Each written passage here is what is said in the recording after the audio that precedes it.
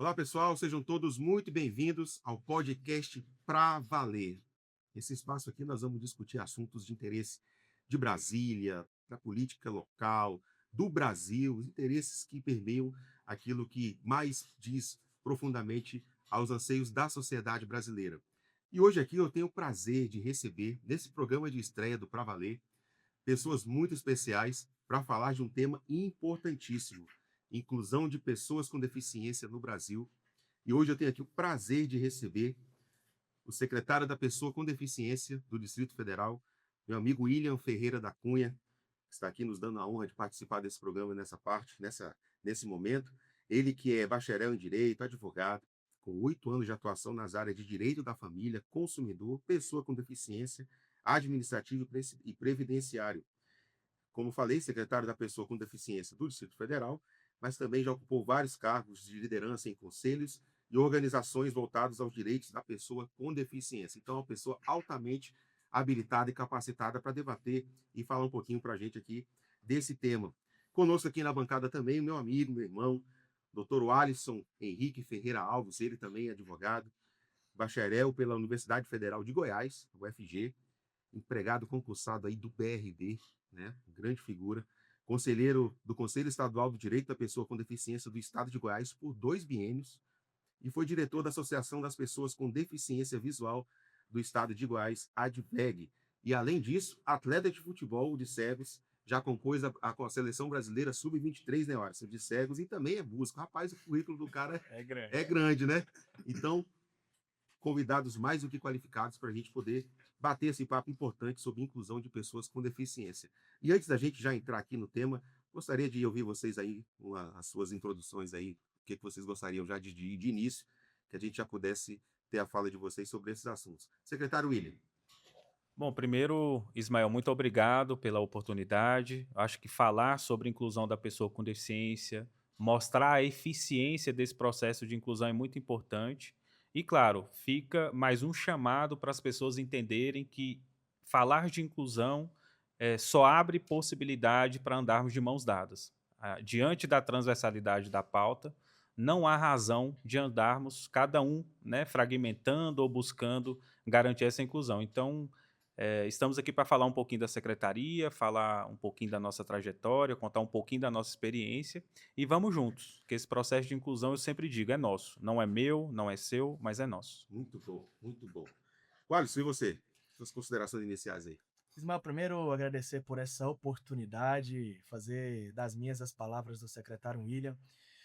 Muitas vezes não temos espaço para levar para a sociedade tudo que a pessoa com deficiência tem capacidade de fazer, os espaços que nós ocupamos e de mostrar também que fazemos as coisas como quaisquer outras pessoas, apenas dependendo de adaptações razoáveis, é claro. Então, ter esse espaço para levar esse conhecimento à sociedade, de projetos, do nosso cotidiano, é mais do que importante, além de tratar, é claro, das questões formais, às vezes normas, direitos, mas às vezes levar esse conhecimento que a sociedade não tem o mais importante, e agradeço por esse espaço estar aqui com vocês. Maravilha, nós agradecemos, né? E aí você que já está acompanhando a gente aí, já curte e se inscreve no nosso canal para que você possa alcançar, nos ajudar a alcançar mais pessoas com esses debates aqui tão importantes que vamos fazer. E para começar, é importante a gente entender o contexto histórico, né, dessa questão da inclusão da pessoa com deficiência. E como a sociedade passou a enxergar a pessoa com deficiência ao longo do tempo, no Brasil e no mundo. Qual a visão que vocês têm com relação a esse histórico aí dessa pauta? Alisson, começando por você. Nós temos, segundo aí os historiadores, algumas fases da pessoa com deficiência. Em resumo, a primeira fase que nós temos é da eliminação ou exclusão. Então, as pessoas, infelizmente, eram mesmo assassinadas, né? Acontecia o infanticídio assim que era detectada alguma, que eles utilizavam, né? Alguma deficiência ou fragilidade física ou mesmo intelectual. Segunda fase é da segregação. Eu não elimino a pessoa, mas eu excluo ela da sociedade. Então, colocava em conventos, deixava aquela pessoa a par de toda a sociedade, então ela não participava. Depois eu tenho a parte que eu vou trazer a pessoa para a sociedade, mas aquele modelo biomédico, né, William? Isso. Eu olho primeiro a deficiência, eu quero trazer uma cura para essa pessoa, eu não quero realmente resolver aquele problema, aquelas barreiras. E agora o que nós enfrentamos no cotidiano, que é o modelo social da deficiência. em que o problema não está no indivíduo, não está no ser humano, mas sim nas barreiras que nós enfrentamos no cotidiano. E aí o William também pode, né, trazer contribuições ricas acerca desse detalhe. Maravilha. Adicionalmente, bem explicadas essas fases, e foi exatamente isso que vivenciamos, que os nossos antepassados vivenciaram. E um marco regulatório ele foi muito importante também para mudar essa concepção, que foi a Convenção Internacional sobre os Direitos da Pessoa com Verdade, Deficiência. perfeito. A partir do momento que o Brasil e o mundo passa a ser signatário de uma convenção que muda o conceito, né, que reconhece a capacidade antes da limitação, foi uma mudança de paradigma para que nós, pessoas com deficiência, pudéssemos tomar a decisão de decidir ser protagonista. Então, a Convenção da ONU, ela foi, como eu disse, foi uma mudança de conceitos e, claro, agora a gente precisa fazer com que essa mudança de conceitos se torne uma mudança de comportamento. Pegando esse gancho, secretário, o senhor acha que a própria aprovação da Lei Brasileira de Inclusão, né, a famosa LBI em 2015, se não me engano, você acha que já foi um marco divisor de águas nesse caminho aí de conscientização, enfim, dessa questão da inclusão? Sim.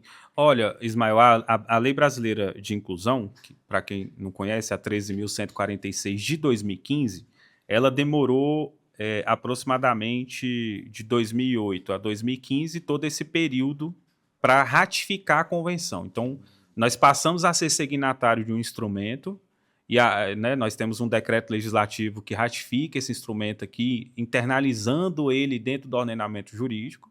Mas a Lei Brasileira de Inclusão ela vem ratificar o texto da convenção. Claro, de forma mais abrangente, em linhas gerais, dando nortes para os estados e para os municípios seguirem um processo, ou pelo menos buscarem a fazer um processo mais eficiente para a inclusão. Então, ela regulamenta direitos, ela implementa direitos, ela traz normas para serem regulamentadas. Um exemplo é um instrumento de avaliação biopsicossocial que há 11 anos estamos esperando essa regulamentação necessária, mas, de fato, ela nos coloca, primeiro ela reconhece a pessoa, e a deficiência, como parte inerente da gente, se torna algo que não seja visto como um impeditivo para eu prosseguir. Né? Por isso que a gente sempre fala, a partir do momento que você reconhece a capacidade antes da limitação, a probabilidade da minha produtividade, a exemplo, ser equiparada com uma pessoa sem deficiência, ela é muito maior. Então, eu consigo competir com você tão quanto você produz. Porque eu vou ter minha ferramenta de acessibilidade, assim como é ordenado pela Lei Brasileira de Inclusão, e você, a gente ali, com a nossa capacidade, junto, fazendo a mesma produção. Né? Da equidade. Equidade, perfeito, maravilha. E, secretário, agora fazendo a pergunta para o secretário William, Secretaria da Pessoa com Deficiência, tem feito um trabalho muito importante aqui no Distrito Federal. Nós tivemos com ele há alguns dias atrás e nós pudemos ver aí o esforço, a dedicação que tem sido feita ali na secretaria. Mas, secretário, o senhor, né, nós nos conhecemos, o senhor é uma pessoa também com deficiência, né, de baixa visão. Como é que essa vivência sua, pessoal, influenciou essa atuação à frente da secretaria? Meu processo de reabilitação, Ismael, eu sou do interior de Goiás, então eu perdi minha visão aos 11 anos de idade, perdi parte da minha visão por meio de um acidente de carro. Então, pelo fato de eu ter ficado hospitalizado no hospital de base, lá que eu fui direcionado para o Centro de Ensino Especial de Deficientes Visuais. Eu sempre falo para os meus colegas que é muito importante você ter contato com outras pessoas com deficiência, especialmente aquelas do seu segmento, para você perceber nelas certas limitações superadas que eu também posso superar. Então, esse contato ele é importante para a gente aprender a superar limitações e barreiras. Então, dentro do CEDV existe uma instituição, que é a Associação de Amigos de Deficientes Visuais, ADV, que é uma associação civil. Então, ela está ali para buscar os interesses da escola. E lá tem cargos diretivos. Então, meu primeiro passo foi entender que eu precisava estar com outros colegas em busca da defesa de direitos. Então, tudo começou no CEDV. E, claro, todo o conhecimento que a minha mudança para o Distrito Federal não veio de forma automática. Então eu passava por um processo de reabilitação dentro do CEDV, voltava para o interior. Uhum. E lá eu concluí meu ensino fundamental e o terceiro ano do ensino médio eu concluí aqui. Mas foi através do CEDV que a gente aprendeu, eu falar a gente, eu e meus pais, né, que foram os mais responsáveis para eu estar onde eu estou, porque se eles não tivessem, ou talvez se eles tivessem desistido de mim, eu não teria acesso aos conhecimentos que eu tive. Com certeza. Por isso que eu sempre falo para todo mundo que depois do acidente, pelo fato de eu ser criança, ter sido criança, no momento de eu ser criança na época, eu acho que meus pais sofreram, acho não, eu posso até afirmar, meus pais sofreram mais do que eu. Com certeza. Porque uma frase minha mãe escutou no meu processo de reabilitação: não se preocupe, Claudete, analfabeto também vive. E o analfabeto virou secretário de Estado. Olha aí. Então, assim, mas com quebras de barreiras, com a decisão de ser protagonista, a decisão de não ouvir um não e dizer que está tudo bem. Então, a tanto a convenção quanto a Lei Brasileira de Inclusão, ela nos colocou num local de fala. É Perfeito. sobre isso. Saíram da invisibilidade, né? É, Olha, que história inspiradora, viu, secretário? Muito bom. E você acha que, então, pelo que eu entendi, nessa convivência no CADV e tudo mais, que você despertou essa chama e tornou isso uma missão de vida uma e missão de profissional vida. também? Isso, foi através de lá e porque foi através da ADV que eu fui para a Associação Brasiliense Uhum. de Deficientes Visuais, onde eu passei, cheguei ao cargo de vice-presidente, mas fui diretor financeiro, administrativo, conselho fiscal, e representei essas duas instituições na nossa Organização Nacional de Cegos do Brasil, a ONCB. Lá eu passei, fui secretário de Juventude e secretário de Assuntos Jurídicos e Direitos Humanos. A ONCB é uma organização nacional, ela tem, acredito que hoje tem mais de 120 instituições filiadas e está distribuído nas 5 regiões do país. E depois da ONCB eu tive cadeira no Conselho Nacional de Juventude, CONAD, CNAS. CNAS é o Conselho Nacional de Assistência Sim, Social e CNS é o Conselho Nacional de Saúde. perfeito. Então, essa vivência, então, te trouxe até este momento. E eu entendi que esse é o caminho que você realmente ia seguir naturalmente Sim, diante de tudo aquilo que você vivenciou, né? sim, Mas já já a gente vai falar um pouquinho mais dos programas aí da secretaria, perfeito. pegando esse gancho do que você contou um pouco da história da sua vida. Eu queria também ouvir o Alisson um pouquinho. Conta um pouquinho, Alisson, como é que foi a sua trajetória também, o seu processo, para você chegar também onde você chegou agora, né? Quero iniciar dessa fase final da fala do secretário William, e pegar muito esse ponto dos pais. E já deixar um recado, Ismael. Uhum. Os pais são a ponte e a principal sustentabilidade da pessoa com deficiência para que nós possamos alcançar voos mais altos. Não adianta a família ter uma pessoa com deficiência. Eu sei que tem um baque, eu sei que de início pode parecer complicado, complexo, e que infelizmente não é normal. Né? A sociedade ainda não nos vê como normais, né, William? Isso. Infelizmente. Então, assim, às vezes pode ter aquele baque inicial, mas pais, entendam que vocês são a principal sustentação dos filhos de vocês.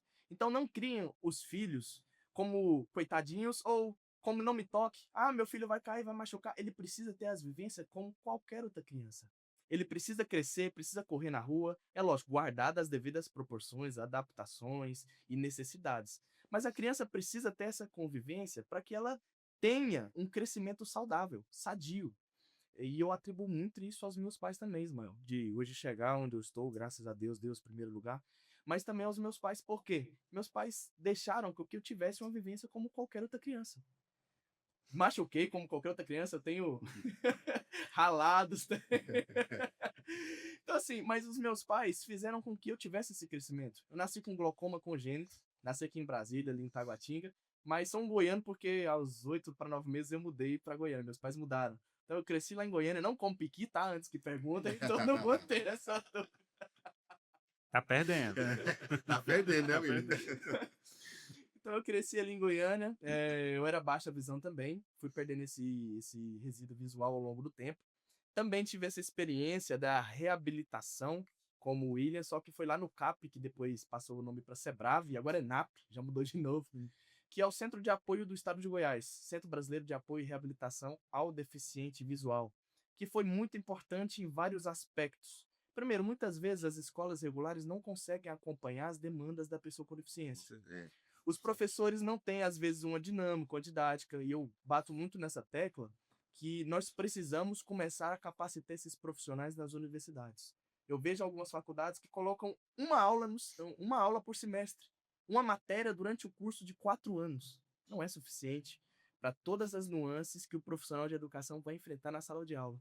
Então, assim, os centros de apoio que estão espalhados pelo Brasil são importantíssimos para dar essa sustentação para os professores que estão lá na ponta na sala de aula, para adaptar o material, seja com a adaptação, no nosso caso, o Braille, ou aumentar a letra, no caso do William. Então, nós precisamos ter. Então, o centro de apoio foi muito importante. Eu tive a alfabetização em Braille em 2007. Posteriormente, entrei para a informática. Nós vamos tratar dessa questão depois, né, dos materiais de acessibilidade informática. Então, tive aula de informática. Depois, conheci o esporte, que também foi muito importante para essa questão da sociabilidade, de conhecer novos locais, novas pessoas, viagens. Então, assim, o centro de apoio possibilita, e mais, ele vai ensinar a família como ele vai adaptar a vida da pessoa com deficiência. E esse tratamento, eu sempre gosto de falar que o principal motivo de nós não conseguirmos, às vezes, avançar é a barreira atitudinal. Muitas vezes a sociedade se perde por conta das atitudes. Eu brinco, William, que 60% das nossas barreiras estão nas atitudes da sociedade. Muito mais do que uma barreira física, muito mais do que uma barreira arquitetônica, é a barreira da atitude. Porque com atitude a gente consegue resolver muita coisa. Então, assim, é um pouquinho da minha história. Depois aprendi música, enfim. Voltei para Brasília há 2 anos agora, voltei para minha casa, né, a trabalho.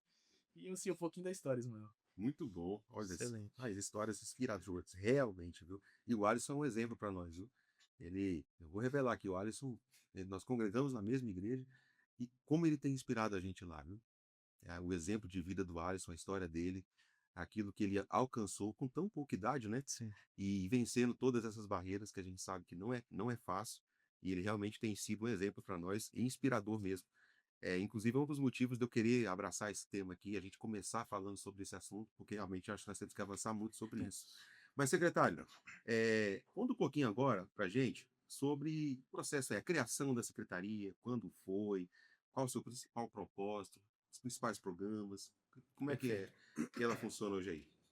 Bom, nós saímos de uma realidade, Ismael, de coordenação da pessoa com deficiência, que era vinculada à antiga SEDEST-MID, né, no governo anterior. Então, nós saímos de 2018 com 21 colaboradores e iniciamos em 11 de setembro de 2019 com a nossa secretaria, aproximadamente ali a mesma quantidade de servidores, e atualmente nós temos 130 e poucos servidores. Então, nós somos divididos em subsecretaria de políticas públicas, diretorias e atendimento ao público, né? A nossa secretaria, ela foi criada, inicialmente, tem muita gente que fala assim, por que a sua secretaria é extraordinária? Aí eu falo, primeira coisa, não é minha secretaria, é nossa. Mas ela foi criada de forma extraordinária porque a gente ainda precisa ter uma maturidade para chegar a ser uma secretaria de Estado.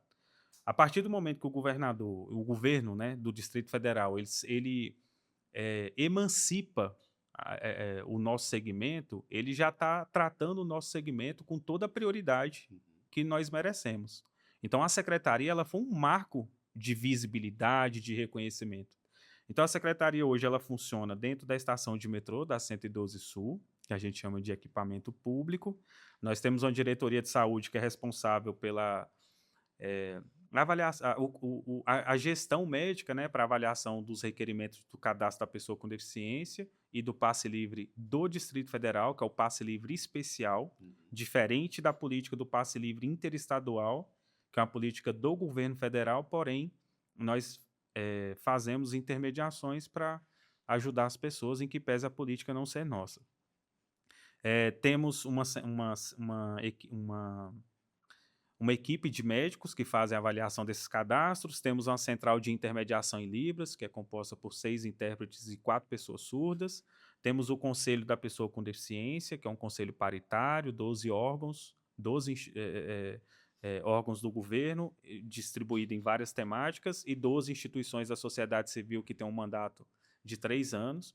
Só uma observação com relação à nossa central, que a gente chama de CIL, que é a Central de Intermediação em Libras.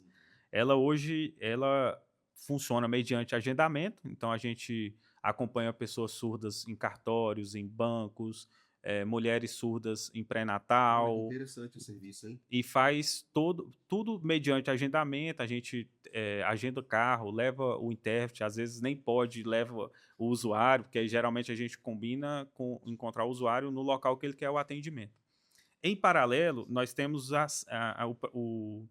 um programa que é chamado DF Libras. O DF Libras é um programa via QR Code, então a internet já é financiada pelo próprio GDF, você precisa ter um celular, então ou a pessoa surda que queira o atendimento ou o próprio agente público que está atendendo, ele pode direcionar o celular, fazer a leitura do QR Code e lá aparece um intermediador em Libras, que é uma pessoa, né?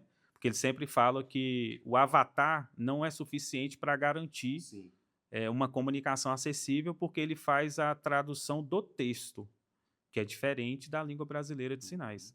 Então já foi um grande avanço, né? Esse DF Libras hoje, a gente vai expandir agora para o metrô, vamos expandir para o Corpo de Bombeiros Militar, já funciona em todas as viaturas da Polícia Militar e tem em diversos órgãos. Só que a cada ano a gente vai. A ideia é chegar em todos os braços do governo, dos serviços, né, do Estado. Como forma de acessar os serviços daquele Isso, órgão. daquele órgão. E expandimos agora, por meio de um acordo de cooperação técnica, para o Tribunal Regional Eleitoral.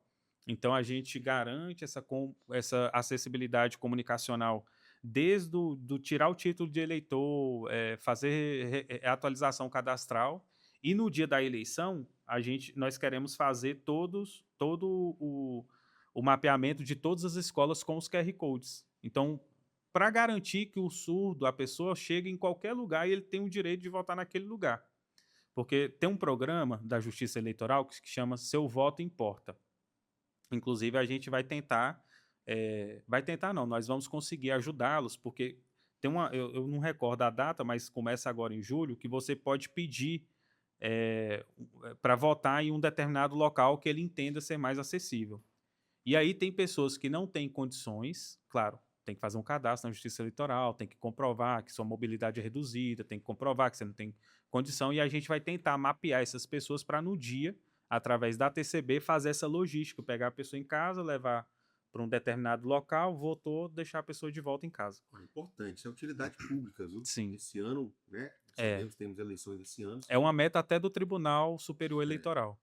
Então, assim, se você só pudesse explicar um pouquinho melhor, porque isso aqui com certeza é uma informação muito preciosa, exatamente para esse público que também é cidadão, quer exercer sua cidadania.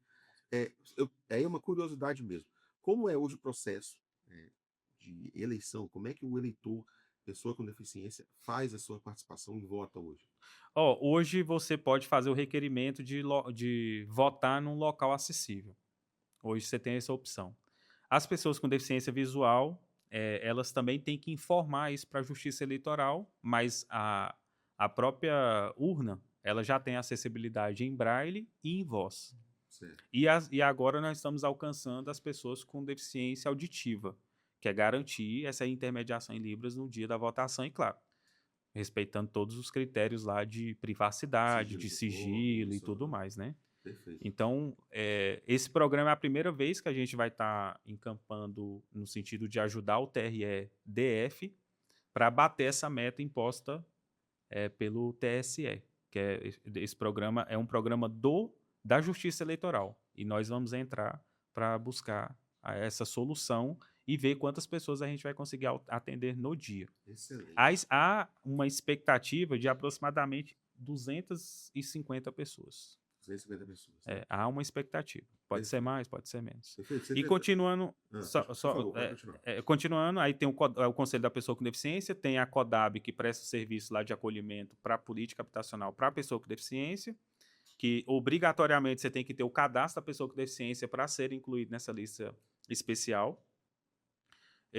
Temos uma diretoria de serviços sociais, então dúvidas com relação ao INSS, com relação ao passe livre interestadual, com relação aos CRAS, a gente faz toda essa intermediação. Inclusive, amanhã, dia 16, de 9 ao meio-dia, vamos levar 7 defensores públicos da União dentro da estação de metrô para atender pessoas que, por alguma razão, têm alguma pendência relacionada ao INSS e que precisa de uma intervenção da Defensoria Pública da União. Primeira vez que a gente vai estar com essa parceria de levar defensores públicos, não serão analistas, que também são pessoas importantes, mas para demonstrar e para colocar a pessoa com deficiência próximo dessas pessoas. Perfeito. E temos também o CEAPED, que é uma central que pega na mão da pessoa com deficiência, se precisar fazer senha de e-mail, tirar foto, ajudar na senha Gov, lá é um direcionador mesmo. E temos também a política da inclusão profissional. Rapaz, Basicamente, que estrutura, hein, secretário? é. É uma estrutura realmente voltada para atendimento da pessoa com Sim. deficiência. E assim, o que me chama a atenção é que até hoje eu não conhecia sobre isso. E eu me considero uma pessoa relativamente informada. Uhum. Imagina as pessoas que têm dificuldade de acessar esse tipo de informação. É. Então, assim, eu acho que falta um pouco mais de divulgação, e não é uma crítica, né, é uma Sim. sugestão que eu acho que tem que ter. É um trabalho importantíssimo, realmente Uhum. de utilidade pública, que a secretaria já vem prestando. E eu acho que a gente pode usar esse espaço aqui para isso. Inclusive, eu vou pedir para a sua equipe depois mandar todas essas informações Uhum. e links que tiver, como que as pessoas fazem para acessar esses serviços, esses Uhum. programas com mais facilidade. E a gente quer ajudar aí nessa divulgação. Sim. Tá perfeito, muito bom. E eu acho que isso aí tem que avançar muito mais. E antes de perguntar sobre mais um programa aí da secretaria, eu queria perguntar aqui para o Alisson, já entrando aqui também numa parte que ele até vinha comentando comigo, que muita gente pergunta sobre curiosidades do dia a dia, né? Como é que ele faz para fazer determinadas coisas, tarefas do dia a dia, né? Você vê, ele é um servidor público, ele tem que se deslocar, faz toda essa correria aí. Me conta, Alisson, o que você mais costuma ouvir de perguntas sobre o seu cotidiano? O que você pode contar para a gente aí? Rapaz, acho que uma das principais curiosidades, como você sabe a roupa que você tá vestindo? Eu acho que se for colocar assim, proporcionalmente, eu acho que é uma das perguntas que eu mais escuto no cotidiano. E como é que você responde essa pergunta? Hoje nós temos vários aplicativos que vão fazer essa descrição de cores. Eu tenho ainda foco de luz, então assim, dependendo da claridade, eu consigo ainda ver dependendo da luminosidade, eu consigo ver a cor daquela determinada roupa. Só que alguns colegas são cegos totais. Então hoje nós temos alguns aplicativos, o Be My Eye, por exemplo, o Vision, fugiu o nome agora. Mas que hoje trazem as cores. Só que, como nós já sabemos muitas vezes as cores daquelas determinadas roupas nossas, uma textura, um botão diferente na blusa, uma etiqueta, todos esses atalhos são utilizados como ferramentas para que nós possamos ter essa distinção de roupas. Um exemplo da roupa. E isso nós podemos levar para todas as áreas da nossa vida. Por exemplo, me pergunta muito: como você sabe o local que você está? Outra questão que o pessoal, principalmente Uber. Uber Uhum. hate perguntar isso. Né? Rapaz, você sabe onde é que eu tô passando? Aí eu penso comigo, falei, gente, botei um raio-x, mesmo negócio de tudo. Mas assim, como nós muitas vezes sempre andamos no mesmo caminho, seja ônibus, seja Uber, seja de a pé, nós acabamos memorizando aquela geografia. Então, às vezes, um quebra-mola, uma curva mais acentuada, um desnível na rua, Uhum. todos esses detalhes nós vamos mentalizando e memorizando. Então, muitas vezes, quando passamos ou aquele caminho alterado, nós falamos, opa, Uhum. peraí, esse negócio tá meio esquisito. Já Então, percebe assim, na já hora, né? começa a ficar atento. E outras ferramentas, por exemplo, questão do celular, já tem o próprio Uber fala, olha, tantos quilômetros você chega, você já fica atento àqueles detalhes. Tantos minutos você vai chegar, e você vê que aquele detalhe daquele caminho já está diferente, você já fica mais atento. Ônibus, a mesma coisa. Às vezes acontece de ter um desvio por conta de alguma obra, você fala, rapaz, mudou ali, agora se meu ponto estiver fora, eu tô encrencado. Então, assim, são esses detalhes. Outra pergunta também, você mora sozinho, como você faz as coisas em casa? Como você cozinha? E como eu sempre gosto de dizer, são adaptações. Por exemplo, micro-ondas. Eu sempre coloco os identificadores em alto relevo nos números do micro-ondas, que vão possibilitar que eu possa fazer ali, esquentar uma comida ou qualquer outra situação. Bem como outros eletrodomésticos da casa. Sempre gosto de colocar as coisas no mesmo lugar, no armário, por exemplo. Morar sozinho tem essa vantagem, ninguém muda, né? Mas quando você mora com outra pessoa, já dificulta um pouquinho. Mas na casa dos meus pais, eu sempre falava, gente, não muda o negócio de lugar. Minha mãe gostava de mudar os móveis do lugar também, era uma luta. Então, assim, vamos criando, Ismael, sempre estratégias e metodologias para facilitar o nosso cotidiano. Então, é totalmente possível e plausível. Eu sei que muitas vezes as pessoas olham de fora e falam, rapaz, é uma superação. E o deficiente é 880, né? É, Ou você é o coitado que não faz as é. coisas, ou 80, você é o herói, você é a superação. Não. Eu sempre gosto de dizer e frisar que nós, pessoas com deficiência, também temos o direito de sermos pessoas médias, de andarmos também como qualquer outra pessoa. Porque não é ou o coitado ou o herói. Somos pessoas comuns. Que, é claro, necessitamos muitas vezes de adaptações, mas com essas adaptações nós vamos levar nosso cotidiano normalmente. Inclusive, temos o direito de sair pra rua com as meias trocadas de cores. Rapaz, Tá aconteceu comigo autorizado. esse dia, eu tava com preto e um azul um dia desse aí. Comigo, direto. Cheguei na casa de uma pessoa, fui tirar o sapato, rapaz, falou, olha, sua meia é diferente. Falei, ainda bem que de sapato e calça ninguém vê. Já vi que é tudo algodão, né? Nem preciso, não importa não. Boa, boa. Curiosidades, né? A pessoa realmente Curiosidades. que precisa saber disso. Mas, olha, interessantíssimo. Mas aproveitando um pouco desse gancho que o Alisson falou, secretário, essa questão da mobilidade, Uhum. né? Eu vejo que é uma questão muito sensível para a pessoa com deficiência. E, infelizmente, eu falo isso com pesar mesmo. Em Brasília, é a impressão que eu tenho, ainda tem muito a se fazer na questão da mobilidade, permitir que a pessoa com deficiência possa circular nos equipamentos públicos com facilidade, né? Não tenha nenhum risco. O que você acha hoje? Eu sei que está ruim, mas o que hoje atende, o que pode melhorar? Aí falando no Distrito Federal, nossa realidade. Eu sempre falo para as pessoas que nós fazemos parte da gestão pública. E eu digo nós, a sociedade como um todo. E tanto o governador quanto a governadora agora, né? O ex-governador, na verdade, o governador ele sempre nos cobrou isso, para nós sermos os fiscais. Então, assim, com relação à pessoa com deficiência, semáforo sonoro, faixas adequadas, rampas adequadas, essas coisas, tudo que chega para nós, a gente aciona os órgãos competentes. Por exemplo, na semana passada, nós estivemos na administração de São Sebastião para tratar da acessibilidade do acesso ao fórum de São Sebastião. Lá tem um estacionamento, então nós fomos lá, nós temos um engenheiro, ele fez todo um parecer técnico, fomos lá pessoalmente humanizar, que a gente precisa humanizar, falar que, olha, tem pessoas que transitam ali, que querem acessar o serviço e precisa dessas adequações. Então a gente vai, instrui um processo no SEI, manda. Então, assim, toda a demanda que as pessoas com deficiência achar que não está sendo adequadamente prestado o serviço e a gente, por alguma razão, não atua, nos procure. Nos procure porque é necessário. Nós fazemos parte do Estado. Então, assim, agora, todas as interlocuções com relação a sinal sonoro, na W3, no centro de Taguatinga, no acesso à escola de deficientes visuais, faixas de pedestres no Riacho Fundo, todos esses tipos de interlocução nós fazemos com o DR quando é necessário, com o DETRAN quando é necessário, e, e chega. E chega reclamações na nossa secretaria via ouvidoria de sinais que num momento estava funcionando e em outro momento não estava funcionando, mas todos que chegam, a gente faz atuação. E também, quando você falou, Ismael, da questão do acesso à informação, Sim.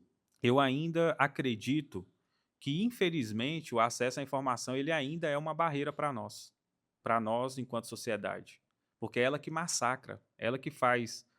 Tem gente que pratica a discriminação porque é ruim mesmo, não tem caráter. Agora, tem gente que pratica a discriminação por falta de informação, né? E o que nós estamos fazendo para levar a secretaria até as pessoas, para sensibilizar, para fazer com que ela nos conheça? Tem o projeto, que é a carreta itinerante, que nós já passamos em várias cidades. Né? Nós até agora, nos 2 módulos, vamos para a 3ª edição, nós já atendemos 11 mil pessoas. Então, uma vez por semana, eu saio do gabinete, eu vou visitar pessoas com deficiência grave, que são aquelas que, por alguma razão, a política pública não chega até ela. Então, a gente mapeia essas pessoas através do cadastro da pessoa com deficiência. Por isso que eu falo, gente, quem não tem o cadastro da pessoa com deficiência, nos procure dentro da estação de metrô da 112 Sul, Ou basta quem tem facilidade com internet, ou quem tem internet e que tem um computador, basta digitar CAD PCD DF no Google, que é o primeiro link que CAD aparece. PCD-DF. CAD PCD DF. Aí a pessoa Todo com deficiência faz o cadastro. precisa da senha Gov, Uhum. né, para iniciar o cadastro, porque tem essa vinculação. Então, muitas vezes tem gente que não tem essa senha Gov, aí tem que procurar nosso serviço dentro da 112 para viabilizar isso. Mas quem tem a senha Gov, tem uma facilidade de manuseio de computador, basta digitar CAD PCD DF, que é o primeiro link, é auto-intuitivo. E esses dados eles são importantes para a gente conhecer as pessoas, saber onde elas moram, para a gente formatar políticas públicas para facilitar o acesso. Então, através da carreta itinerante, nós temos dado muita visibilidade sobre o trabalho da secretaria. E, de novo, é um trabalho de formiguinha. Você fala assim, William, o Instituto de Pesquisa Estratégica aqui no DF diz que nós temos aproximadamente 173 mil pessoas com algum tipo de deficiência. Só atenderam 11? 173 mil. Aí você fala assim, só atendeu 11? Não. Só no nosso banco de dados hoje, nós temos 105 mil pessoas que nos procuraram e, atualmente, nós temos 56 mil pessoas aprovadas. Então, o restante ou ainda não concluiu o cadastro e a gente vai buscar ajuda de parceiros para fazer essa busca ativa, ou por alguma razão gerou uma documentação complementar na fase administrativa, um documento não foi anexado de forma legível, ou uma foto não foi anexada de forma legível, passando Pendências do processo. pendências do processo, que às vezes demora. Uhum. A gente até já foi solicitado para a gente, tem um cadastro que demorou 7 meses. Aí quando a gente entra no histórico, ele fez o cadastro no mês, gerou a pendência, quando gera a pendência, volta para o usuário sanar a pendência. Uhum. E aí, muitas vezes, alguns sanam de imediato, outros demoram 2, 3 meses, e aí tá lá contando o tempo. Aí ele sana a pendência da fase administrativa. Concluiu aqui, vai para o status pré-aprovado. Quando o cadastro está no status pré-aprovado, é porque significa que ele está na mão agora da perícia médica documental. Pode chegar na perícia médica documental, gerar um status, documentação complementar. Então, um exemplo, o que seria essa documentação complementar? No caso de uma pessoa surda, é obrigatório, além do laudo médico, anexar a audiometria. No caso da pessoa com deficiência visual, é obrigatório, além do CID, ter lá descrita a acuidade visual dos 2 olhos com e sem correção. Sim. Então, são informações, estou dando informações aqui simples, que às vezes não tem de forma bem descrita no laudo, aí gera essa pendência, aí volta para o usuário. E aí ele anexa esse laudo complementar daqui 1 mês, 2 meses, aí volta para a equipe médica. Aí tem cadastro que vai demorar mesmo. É Mas isso a mesmo. nossa expectativa, tanto a legislação que cria o cadastro, quanto o decreto que regulamenta, não estipula prazo. Uhum. Por quê? Porque é um processo robusto mesmo. Só que a nossa experiência tem nos mostrado que a gente está demorando aproximadamente de 90 a 120 dias para concluir um cadastro que não gerou solicitação de documentação complementar. É um prazo médio, Um né? prazo médio de 90 a 120 Olha, dias. gente, isso aqui é muito importante que o secretário está falando. Sem esse cadastro atualizado, consolidado, é muito difícil produzir políticas públicas para atender as pessoas com deficiência. Sim. Então é muito importante, não sei se tem alguma campanha publicitária para poder fazer a busca ativa disso, puder passar para a gente também, poder estar divulgando, porque isso aí realmente faz toda a diferença. Sim. E aproveitando isso aqui que o senhor está falando, eu estou falando da construção das políticas públicas, aí é uma crítica mesmo, né? Eu Uhum. sei que as limitações da administração pública são enormes também em algumas questões, mas eu entendo que uma secretaria como essa, e aí eu uso a palavra transversalidade, Uhum. né?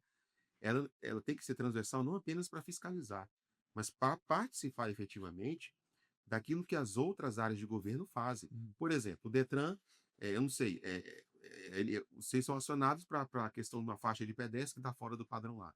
Mas por que no padrão que o Detran faz uma faixa de pedestre, não já teve ali uma escuta antes com a secretaria para poder fazer já no padrão que é?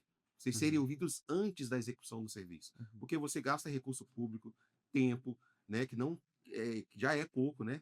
E você faz uma obra que não está adaptada porque a engenharia lá daquele órgão não parou para ouvir a secretaria. Então, eu acho que pela importância e relevância que tem da inclusão hoje, e nós somos a capital do país, Uhum. desculpa, não tem sentido órgãos públicos hoje não ser totalmente acessíveis para as pessoas com deficiência. Então, é uma coisa que nós temos que avançar dentro de casa. É. Então, eu acho que a secretaria tinha que ter essa participação transversal na formulação de tudo que as outras secretarias fazem que dizem respeito ao cidadão. Se é uma pessoa com deficiência, também está aí. Então, é uma sugestão que eu deixo, né, não só uma crítica. Uhum. Eu acho que isso ajudaria a evitar muitos problemas e desperdício de recurso público, né? Eh, e aí, diante disso, secretário, a gente já está quase no nosso limite de tempo. Eu queria perguntar para o senhor também, antes de voltar aqui para o Alisson para a última pergunta, a carteirinha TCD, explica para a gente como é que funciona essa identificação. Hoje funciona assim, nós temos a necessidade de preenchimento da qualificação civil do requerente, né? Nome completo, CPF, RG, estado civil, profissão, quanto ganha, onde trabalha, se precisa, se usa o transporte público de forma gratuita. São informações para a gente conhecer o cidadão. Não são informações que, se eu não preencher, ele é um impeditivo. Mas o que seria um impeditivo? Não colocar o CPF, RG, foto, essas coisas. Aí você preenche a sua qualificação civil e embaixo você vai preencher as informações que dizem respeito à sua condição de pessoa com deficiência. E claro, tanto para situação 1 e situação 2, você precisa anexar todos os documentos necessários. Fazendo isso, aí acontece a análise administrativa e acontece a análise médica. Então, uma vez deferido, você é emitido automaticamente a carteirinha de forma digital. Atualmente, nós já emitimos em torno de 15 a 16 mil cartões, já entregamos em torno de 9 a 10 mil, e agora nós estamos num processo de licitação que está andando há 1 ano e pouquinho, que já está quase em fase de finalização, para a emissão de 55 mil carteirinhas. Só que essa emissão, a digital é automática. Então, você pode imprimir, mandar plastificar, quem não tem ainda. E aí a carreta itinerante é mais um dos serviços que a gente prega, a gente faz. Nós entregamos a carteirinha nas cidades para as pessoas com deficiência. Agora, sobre essa questão da transversalidade, Ismael, isso é importantíssimo. É por isso que eu falo, a evolução ela tem que ser eficiente. E qual que é a importância do cadastro da pessoa com deficiência, que é esse documento de identificação? É fazer com que esse seja o documento base para acesso das políticas públicas. Não chegamos nessa realidade. Mas, por exemplo, com relação ao Detran, hoje, para você solicitar uma credencial de estacionamento para as pessoas com transtorno do espectro autista, basta você fazer o requerimento pelo aplicativo e anexar a nossa CIP-TEA, que é um cartão de identificação. Hoje, para vocês entenderem, é gerado 2 documentos, porque tem legislações específicas, né? Tem o cartão amarelinho, que é para a pessoa com deficiência, que aqui também enquadra as pessoas com transtorno do espectro autista, e tem a CIP-TEA, que é um cartão de identificação da pessoa com transtorno do espectro autista, que é azul. Então, tanto é que quando, para ela, no sistema dela, quem é pessoa com TEA, fica amarelinha e fica a CIP-TEA. Então, para solicitar uma credencial de estacionamento no Detran, você junta a CIP-TEA. O Detran não exige mais dela laudo médico. Então, o que eu quero, o que nós queremos para um futuro, e por isso que eu falo, não é celeridade que se garante segurança jurídica. O que a gente objetiva com relação ao cadastro da pessoa com deficiência? É fazer com que eu quero uma isenção de IPVA, que o sistema da Secretaria de Economia se comunique com o nosso. Nós queremos, porque o acesso ao laudo médico, nós sabemos que é uma barreira para a pessoa com deficiência. Então, eu não posso ficar eu quero um passe livre do DF, me dá um laudo. Eu quero o cadastro da pessoa com deficiência, me dá um laudo. Eu quero uma credencial de estacionamento, me dá um laudo. Eu quero uma isenção de imposto, me dá um laudo. Então, você massacra e gera para o Estado uma fila enorme de regulação para atendimento, porque não sei se todos sabem, o atendimento primário é feito pelas unidades básicas de saúde. Então, eu sempre dou o meu exemplo para não pecar dando um exemplo errado de outro segmento. Mas se eu quero ter acesso a um oftalmologista hoje, eu tenho que passar pela UBS, a UBS lança na regulação que eu preciso de um atendimento secundário, que é o especializado. E aí até eu conseguir esse atendimento demora. Uhum. Então a partir do momento que eu conseguir esse atendimento, conseguir um laudo, eu tenho que flexibilizar o acesso, porque essas informações aqui elas são válidas, são verídicas, é robusta. E a ideia do cadastro para um futuro próximo é que ele seja a ponte de acesso a benefícios mesmo. E aí a gente garante de forma eficiente essa transversalidade. Fala, ó, eu não posso criar política pública sem antes passar, não é que nós daremos o aval ou não, não é sobre isso. Mas o opinativo nosso, ele é crucial. Perfeito. Porque Opinativo. você está falando de uma casa especializada. Excelente. Muito bom. Secretário, agora uma pergunta começa aqui com o Lares, Tá. e é um ponto também que é muito importante nessa pauta, nessa discussão sobre pessoa com deficiência. A gente tem discutido muito sobre isso também. Lá no Congresso são aprovadas, não frequentemente, mas seguidamente têm sido aprovadas legislações reconhecendo determinadas condições como pessoa com deficiência, né? Eu não entro no mérito com relação a se é ou não, a questão das barreiras que cada um tem, mas todas elas esbarram num ponto crucial, que é a questão da avaliação ou a falta da regulamentação da avaliação biopsicossocial. Porque, querendo ou não, você aprova uma legislação federal reconhecendo determinada condição com deficiência. E para acessar os direitos decorrentes disso, depende de uma avaliação que não foi regulamentada. Então, hoje é uma barreira que todas as condições enfrentam, e algo que eu queria ouvir a opinião de vocês, começando com o Dr. Alisson, sobre essa questão. Você acha que é possível estabelecer uma regulamentação que atenda minimamente os critérios para que as pessoas possam, enfim, acessar os direitos da pessoa com deficiência através dessa avaliação? Samuel, essa é uma celeuma enfrentada não de hoje. A LBI já está indo para 11 anos, né?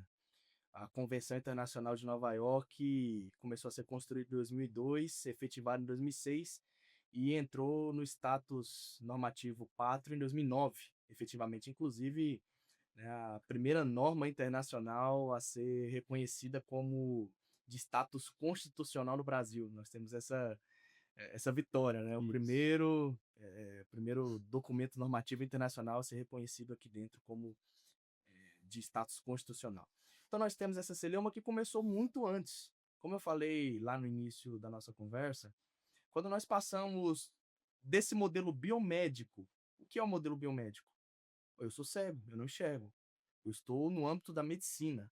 E passo para um modelo social da deficiência, onde hoje não é mais vista a minha deficiência como ponto fundamental, mas sim as barreiras que eu enfrento. Por exemplo, eu vou pegar um ônibus, eu tenho um celular que vai me falar o horário que aquele ônibus chega. Aquela barreira já está sendo rompida. Um cadeirante vai subir no metrô, vai entrar no ônibus, ele tem aquela rampa móvel, né? Que vai sair para ele poder acessar sem depender de ninguém para subir. Eu estou rompendo com as barreiras. Então nós passamos meramente de olhar a deficiência ou o problema físico das pessoas para essas barreiras. Com isso, nós tivemos a convenção, e lá no artigo 1º da convenção, e que a LBI replicou em 2015, em seu artigo 2º, que é o conceito da deficiência. O que nós temos como conceito hoje da pessoa com deficiência, mundialmente falando? Porque muitos países replicaram isso também. Nós temos que a pessoa com deficiência, não vou citar aqui, né, corretamente, mas parafraseando e simplificando, são consideradas pessoas com deficiência com impedimento de longo prazo, de caráter físico, visual, intelectual ou mental, ou auditivo ou múltiplo, que é interação com as diversas barreiras. Aí que entra o problema. Eu sou uma pessoa que sou muito crítico a esse conceito aberto. Não sei se o Dr. William vai concordar Uhum. comigo. Eu sou muito crítico a esse conceito aberto porque você acabou aumentando muito esse lastro da norma, e nós do direito, quando nós temos uma norma muito aberta, isso é mais problemático do que soluciona a demanda. O que vai acontecer? Quando você tem algo mais fechado, você consegue ter um parâmetro. Com algo aberto, qualquer coisa é uma barreira, Uhum. ou quase qualquer coisa. E hoje a maior dificuldade de quem estuda esse tema é definir o que é uma barreira de grau leve, moderado ou severo. Então fica sempre essa celeuma, esse debate, e eu também não vou entrar nesse mérito de é ou não é deficiência, mas muitos grupos têm se apoderado dessa pauta para conseguir chegar ao status de pessoa com deficiência. Porque quer queira, quer não, a passos muito lentos, é claro, ainda muito a evoluir, as pessoas com deficiência ocuparam alguns espaços, tiveram acesso a algumas políticas de Estado que acabam trazendo algumas. Não vou trazer benefícios, porque não é benefício, na verdade, facilita a nossa vida. Mas, por exemplo, uma isenção de uma compra de um veículo de alguns impostos. Cota em concurso público. Outro detalhe que eu sou muito crítico. Porque você não tem isonomia, eu tratei isso no meu tema de conclusão de curso da minha faculdade. Você não tem uma isonomia quando nós vamos tratar de um concurso público. Porque eu, cego, estou concorrendo com um cadeirante. As nossas limitações, as nossas barreiras são totalmente diferentes. Eu não estou colocando aqui quem tem mais ou menos barreiras, Ismael, mas nós precisamos olhar frente a barreiras que nós enfrentamos. E a avaliação biopsicossocial vai entrar nesse mote, de analisar quais barreiras determinado grupo vai enfrentar. E não necessariamente precisa ser só cego, mas um cego pode ter a mesma limitação, às vezes, de um autista, por exemplo, né? Sendo bem simplista na minha fala. Então, assim, nós vamos delimitar grupos para entender isso. Então, a maior dificuldade hoje, primeiro, muitas pessoas acabaram politizando isso, o que atrapalhou muito a construção dessa política. E, infelizmente, as pessoas que mais dependem dessas políticas não estão sendo abarcadas, que são as pessoas com deficiências severas. Não passam em concurso público, na sua grande maioria, não estão acessando as políticas públicas na sua integralidade, porque, infelizmente, outras pessoas que às vezes não enfrentam barreiras tão complicadas estão acessando. É um tema complicado, a gente tem que tomar muito cuidado ao tratar Tem dessa outro temática. podcast só para falar de avaliação. Mas assim, um breve resumo para que você entenda, Ismael, e também o nosso público compreenda um pouquinho da dificuldade com um conceito aberto que a norma trouxe. Eu sou muito crítico, eu quero depois até escrever algo nesse sentido, um artigo que seja, porque uma norma aberta traz muito mais problema do que solução. Eu acho que a saída aqui, então, é aprofundar o debate, né, secretário? Aprofundar o debate. Perfeito. O Alisson trouxe uma questão interessante, e eu concordo, o Alisson, integralmente com a sua fala. O pessoal, às vezes, a gente fala muito, né, que a convenção ela tem status de emenda à Constituição. E é justamente porque trata-se de direitos humanos. É justamente por isso. A gente fala da dignidade. E você falar de dignidade, você está falando de respeito, de equidade, de participação em igualdade com as demais pessoas, enfim. E esse assunto, gente, nós vamos discutir aqui no Distrito Federal. A gente conversou com quem precisava conversar e nós vamos já está sendo já indicado já está sendo indicada pessoas para esse comitê. Claro, primeiro o comitê faz aquela tarefa de casa de estudar o que temos e por onde seguirmos. E depois a gente envolve a sociedade para participar, né? Via audiência pública, consulta pública, se for o caso, os conselhos de defesa de direitos, as instituições. Mas nós temos que tratar desse assunto porque a gente também está gerando falsa expectativa de direito em segmentos que não devem ser mais machucados, né? Eu acho que a própria lei brasileira de inclusão, ela fala que a prioridade não se aplica nos casos de emergência e urgência, mas nos casos regulares se aplica. Então, quando especialmente quando a gente fala de saúde, garantia, acesso, a gente tem que tomar muito cuidado, porque às vezes a gente está oportunizando acessos e não oportunizando outros acessos. Você falou aí, Alisson, Dr. Alisson, dos segmentos dos graus severos, né? Sim. Mas pela nossa experiência, até as pessoas com deficiência moderada estão ficando para trás. Sim, infelizmente. Então, num simples exemplo aqui, no nosso segmento tem o monocular, o baixa visão e o cego total. O monocular, a gente não está entrando aqui em mérito de concorrência, de quem tem mais direito ou não, mas pelo fato de ser uma pessoa considerada pessoa com deficiência leve, eles acabam indo à frente das pessoas que são consideradas pessoas com deficiência moderada ou grave. Infelizmente, tem sido essa realidade. Então, a avaliação ela tem que vir para garantir esse norte adequado. Da segurança jurídica. Né? Exatamente. Então, a gente vai tratar disso aqui, porque nós temos competência concorrente, né, para falar sobre essa matéria, e eu estou com muita expectativa. Eu sei que nós teremos muitos bons discursos, embates, mas eu acredito que a gente tem instrumento já suficiente para dar um start nisso. Tem que ser enfrentada a situação. Especialmente aqui, nós tivemos a experiência com o segmento da fibromialgia, né, que nós tivemos uma legislação distrital que não entrou nesse mérito da avaliação biopsicossocial, então o reconhecimento era automático, Aí foi suspenso. aí os efeitos da lei foi suspensa, e nós temos falando da mesma matéria, o governo federal falando, olha, que entrou em vigor agora em janeiro, falando, olha, fibromialgia é sim pessoa com deficiência. Aí Mas já depende da afirma, avaliação. aí tem lá uma vírgula, desde que se apresente a avaliação biopsicossocial. Então condiciona, então deu o direito, mas tomou. Exato. Porque não tem instrumento. Qual a Secretaria de Saúde, qual o estado que emite esse documento? Nenhum. Acaba que muita gente acaba recorrendo para a iniciativa privada. Faz Exato. umas avaliação lá privada, tem Isso. custo, que eu nem sei depois se é aceito ou não, como é que fica isso juridicamente falando, enfim. É uma confusão danada, daria um outro programa só para falar de Dá. avaliação. Com Eu certeza. quis pincelar aqui para o pessoal que está acompanhando ter noção Tem noção. da confusão que é aqui, É. a essa insegurança jurídica que acaba prejudicando, no fim das contas, a pessoa que mais precisa de acessar os benefícios. Sim. E para finalizar a nossa conversa, não podia deixar de falar de futebol, né? Nós estamos na Copa do Sei. Mundo aí. O Alisson, me conta aí como é que é essa história do futebol de cegos, rapaz. Rapaz, o esporte entrou na minha vida e eu acho que na vida de muitas pessoas com deficiência, primeiro, eu sempre gosto de falar que o esporte ele humaniza as pessoas. Muitas vezes no nosso cotidiano, crianças, adolescentes, tá ali vendo os coleguinhas brincando na rua ou brincando nas escolas e não tem acesso. Não conseguem brincar, se divertir ali. Eu não tinha isso, não. Eu tava no meio do povo. Ah, você não vai jogar? Eu vou. Ah, mas você não vai ver a bola? Rapaz, não dá nada, vambora. Então, assim, mas às vezes as pessoas não têm também essa iniciativa e muitas vezes não têm esse acesso. Então o esporte ele acaba humanizando, Ismael, esse acesso da pessoa. Então, assim, não só o esporte de alto rendimento, nós estamos falando aqui do esporte participativo mesmo, do esporte de lazer, de saúde, do cotidiano.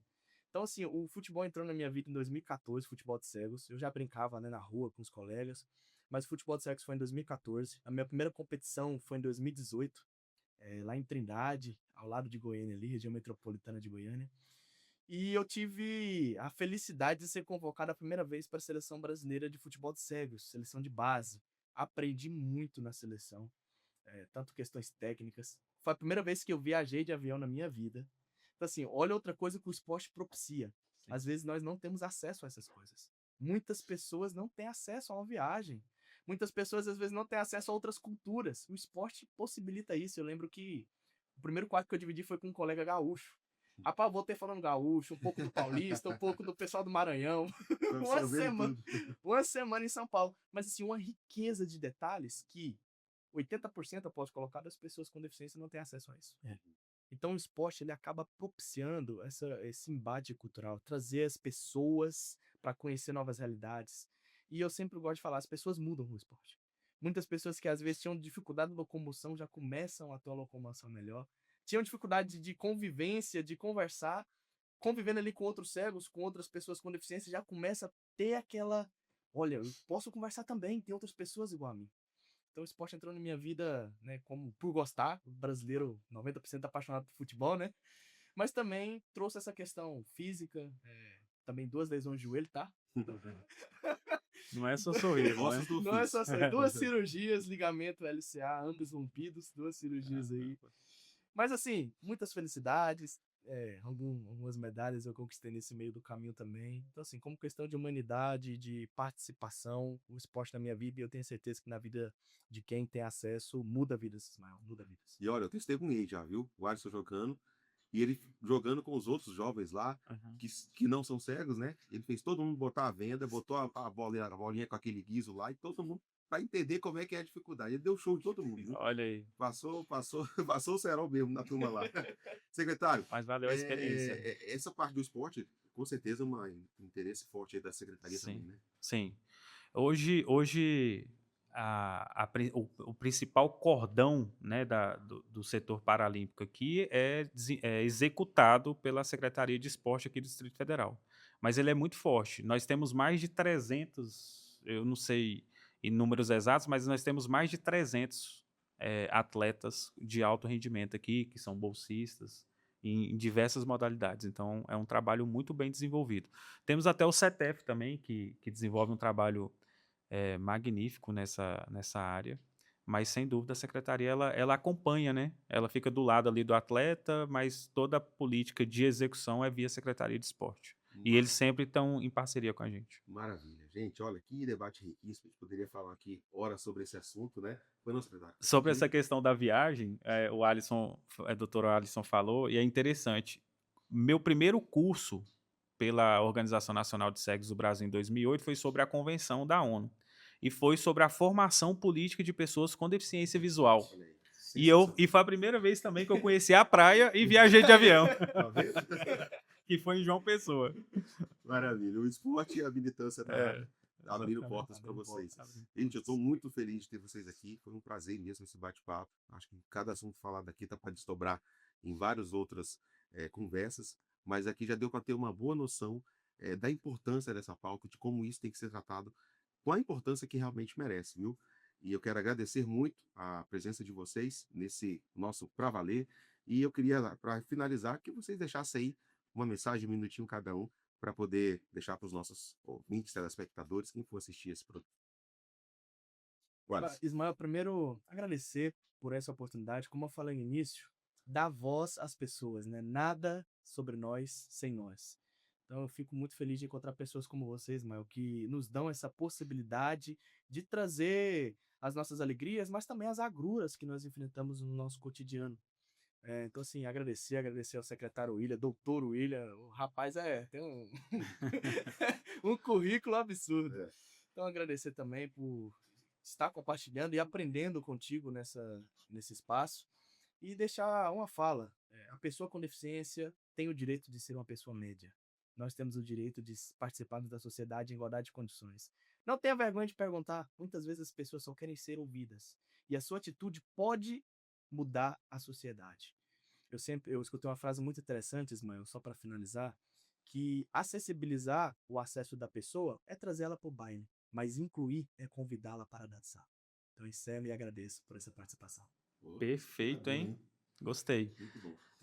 Também quero agradecer pela oportunidade, parabenizar o Ismael por todo o trabalho, toda a dedicação. Seja bem-vindo, né, a esse grupo de pessoas que querem ver uma sociedade melhor, né? E o segmento da pessoa com deficiência está aí demonstrando, por vezes, que a gente só vai conseguir chegar nessa garantia de dignidade eficiente a partir do momento que, de fato e verdadeiramente, andarmos no mesmo barco, né? De mãos dadas, enfim.